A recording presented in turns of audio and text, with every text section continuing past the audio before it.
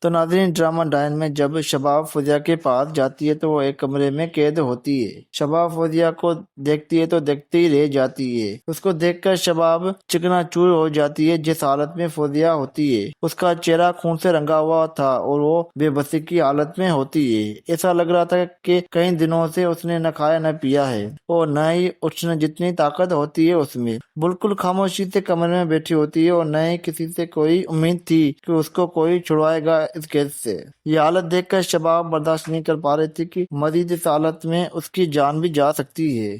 شباب زوال کو کہتی ہے کہ دیکھو اپنی بہن کی حالت کیا حالت ہو گئی ہے، اس کو چھوڑ دو کیونکہ زوال نے اس کو قید کیا ہوا ہوتا ہے۔ شباب اس کو خوب سمجھاتی ہے مگر وہ نہیں سمجھتی ہے۔ زوال فوزیہ کو خونین کا قاتل سمجھتا ہے، اس کے ہاتھ خون سے رنگے ہوئے ہوتے ہیں۔ شباب زوال کو کہتے کہ تم ایک لڑکی قاتل اپنی محبت کے لیے اپنی سگی بہنوں کیسے قید کر سکتے ہو۔ دوسری طرف شکیل انصاری بہت غصہ ہوتا ہے زوال شاہ سے کیونکہ وہ تیسری شادی کر رہا ہے۔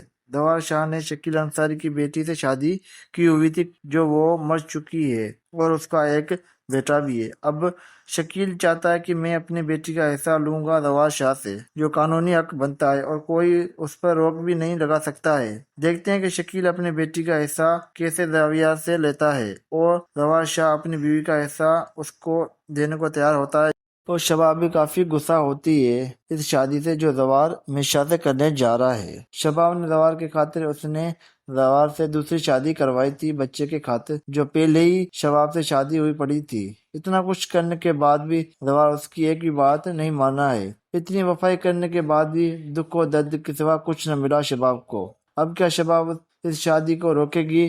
کیا زوال تیسری شادی کر پائے گا یا نہیں؟ دیکھیں گے آنے والے ایپیسوڈ میں۔ جڑے رہے اس چینل کے ساتھ۔ اگر ویڈیو اچھی لگے تو لائک، کمنٹ، سبسکرائب کرنا نہ بھولے۔ شکریہ۔